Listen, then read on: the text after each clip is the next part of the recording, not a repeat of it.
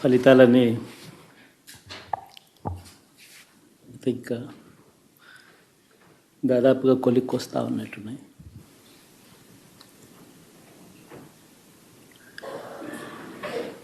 చూసిన ఫలితాలు జరిగిన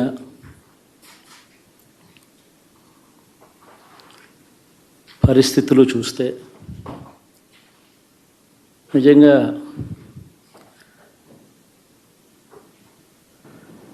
ఆశ్చర్యంగా కూడా ఉన్నాయి.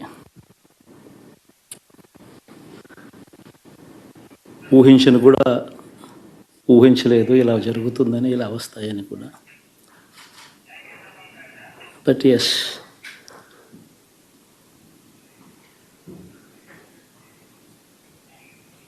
అమ్మఒడి అందుకున్న 53 లక్షల మంది తల్లులకు మంచి చేసినాం, పిల్లలు బాగుండాలి, వాళ్ళ చదువులు బాగుండాలని తాపత్రయపడుతూ అడుగులు వేసాం. మరి అక్క చెల్లెమ్మల ఓట్లు ఏమయ్యాయో తెలీదు.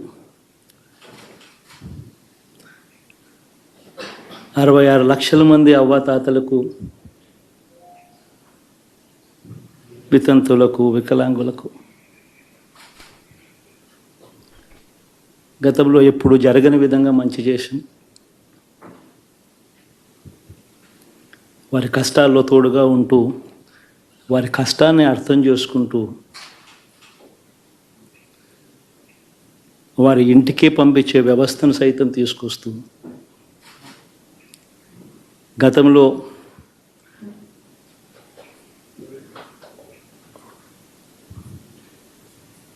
మా ప్రభుత్వం అధికారంలోకి రాకమునుపు ఇస్తూ ఉన్న చాలని పెన్షన్ నుంచి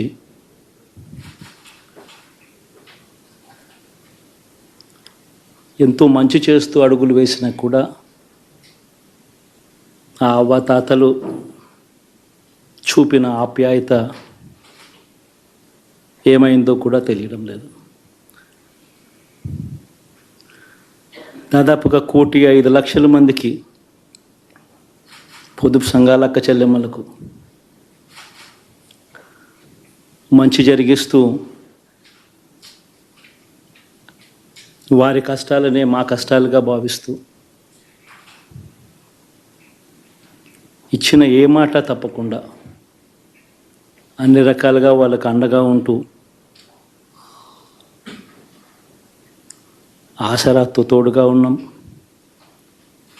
సున్నా వడ్డీతో సైతం అండగా ఉన్నాం, చేయూత సైతం తోడుగా ఉంటూ నిలిచాం. మరి ఆ 1,05,00,000 మంది అక్క చెల్లెమ్మల ప్రేమాభిమానాలు ఏమయ్యాయో తెలియవు. 26 లక్షల మంది చేయూతను అందుకుంటున్న అక్క చెల్లెమ్మలు, వారి ఆప్యాయత ఏమైందో తెలీదు.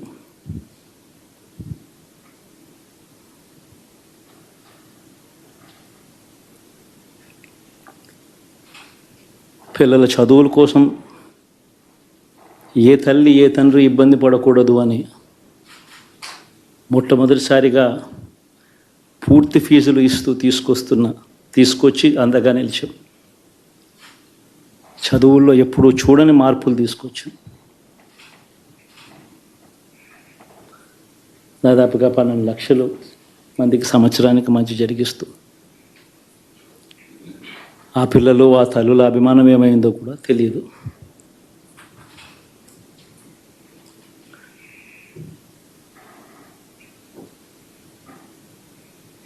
దాదాపుగా 54 లక్షల మంది రైతన్నలకు గతంలో ఎప్పుడూ చూడని విధంగా, జరగని విధంగా పెట్టుబడికి సహాయంగా అందించే కార్యక్రమం మొట్టమొదటిగా జరిగింది మన ప్రభుత్వం వచ్చాకే.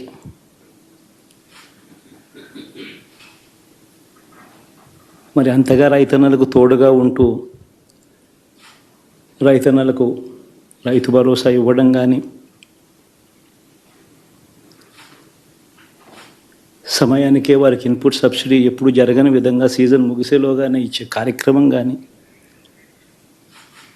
ఉచిత ఇన్సూరెన్స్ కానీ,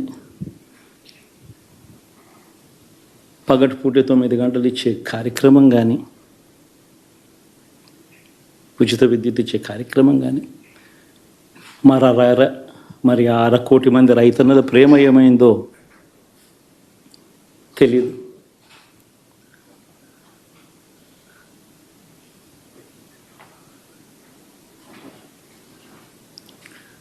మరి ఇన్ని కోట్ల మందికి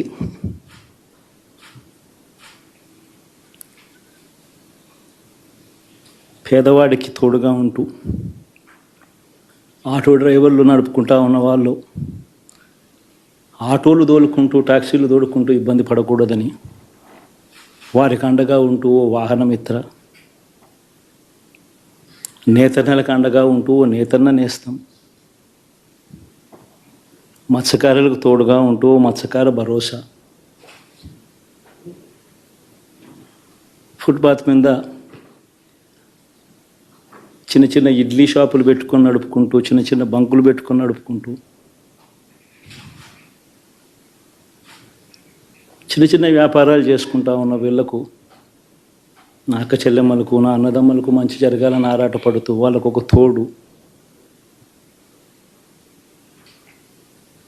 నా రజకులకు, నా నాయి బ్రాహ్మణులకు, నా టైలర్లకు అని అండగా ఉంటూ వారికి ఒక చేదోడు.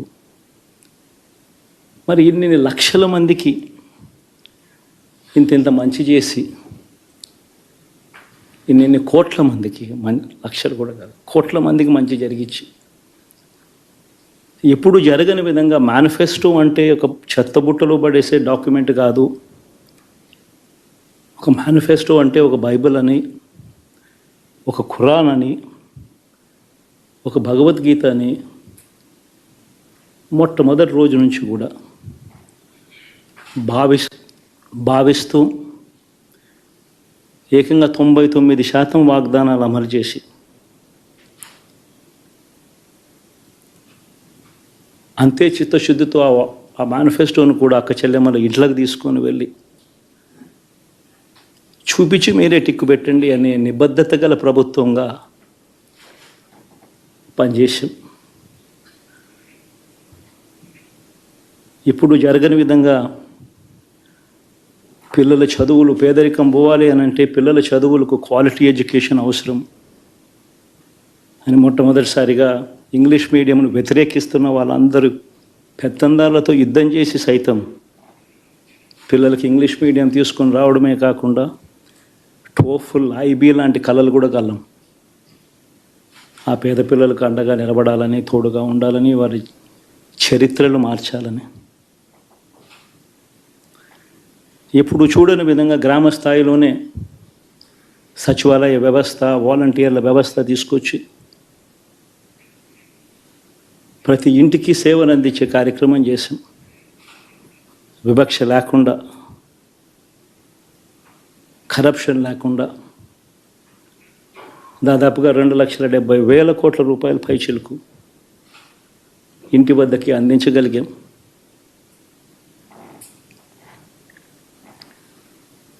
ఇప్పుడు చూడని మార్పులు తీసుకురావడమే కాకుండా ఒక చదువుల రంగం అయితేనేమి, ఒక విద్యారంగం, ఒక వ్యవసాయ రంగం అయితేనేమి, ఒక వైద్య రంగం అయితేనేమి, ఏ పేదవాడు ఎప్పుడూ ఇబ్బంది పడకూడదు అని ఎప్పుడు ఊహించని విధంగా మార్పులు తీసుకొస్తూ పేదవాడికి అండగా నిలబడగలిగాం. విమెన్ ఎంపవర్మెంట్ అంటే ఇది, మహిళా సాధికారత ఇది అంటే ఇది అని ప్రపంచానికి చాటి చెప్పగలిగాం. సోషల్ జస్టిస్ అంటే, సామాజిక న్యాయం అంటే ఇది అని ప్రపంచానికి చూపించగలిగాం. మరి ఇన్ని గొప్ప మార్పులు చేసిన తర్వాత, ఇన్ని కోట్ల మందికి మంచి జరిగిన తర్వాత మరి అభిమానం ఏమైందో, ఆ ఆప్యాయత ఏమైందో తెలీదు.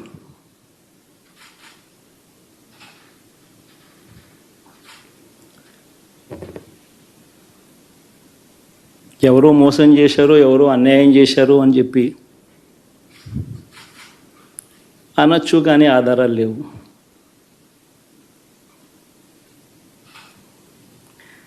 ఏం జరిగిందో దేవుడికి తెలుసు. పెద్ద నేనైతే చేయగలిగింది ఏమీ లేదు. ప్రజల తీర్పు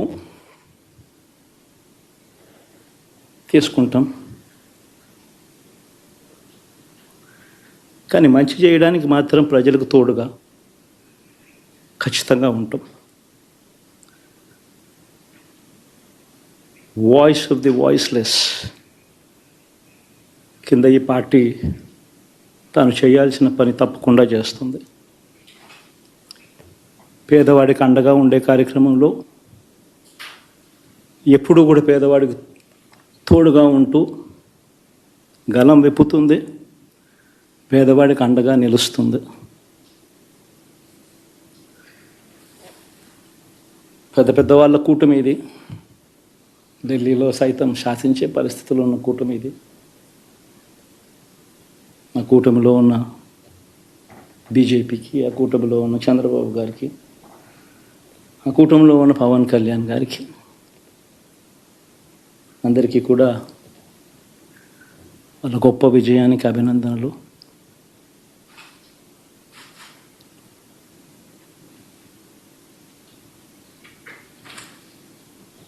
ఓడిపోయినా కూడా నా ప్రతి కష్టంలో కూడా తోడుగా అండగా నిలబడిన నా ప్రతి నాయకుడికి, ప్రతి కార్యకర్తకు, ప్రతి వాలంటీర్కు, ప్రతి ఇంట్లో నుంచి వచ్చిన ప్రతి స్టార్ క్యాంపెయినర్గా నాకు తోడుగా నిలబడిన నా అక్క చెల్లెమ్మలకు, అన్నదమ్ములకు, మీ అందరికీ మనస్ఫూర్తిగా మీ అందరికీ కూడా కృతజ్ఞతలు తెలియజేస్తా ఉన్నాను.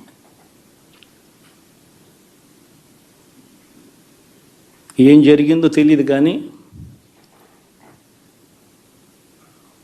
ఏమి చేసినా, ఎంత చేసినా ఇంకా 40% ఓటు బ్యాంకు మాత్రం తగ్గించలేకపోయారు. ఖచ్చితంగా మళ్ళీ ఇక్కడి నుంచి లేస్తాం.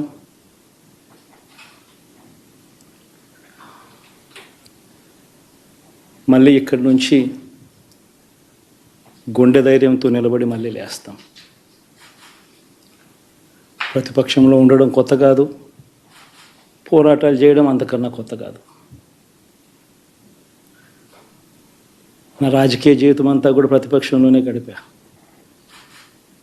ఈ 5 సంవత్సరాలు తప్ప. పోరాటాలే చేశా.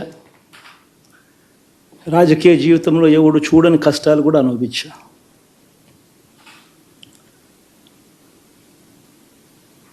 ఇప్పుడు అంతకన్నా కష్టాలు ఏదైనా పెట్టినా కూడా సిద్ధంగా ఉన్నాం, సిద్ధంగా ఎదుర్కొంటాం. ఆల్ ది వెరీ బెస్ట్ గవర్నమెంట్లోకి వచ్చిన వాళ్ళకు. Thank you.